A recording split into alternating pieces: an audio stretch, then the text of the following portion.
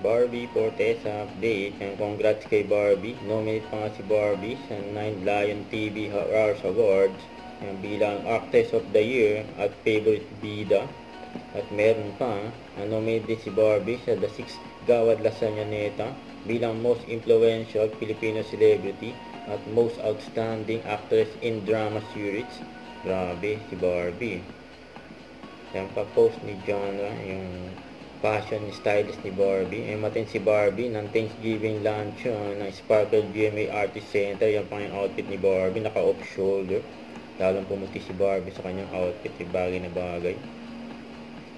Yan pa yung post ni Barbie sa kanyang social media account. No to gender-based violence. Yan pa 4K months ni Barbie. Endorsement ni Barbie yan. May pa-unbox pa.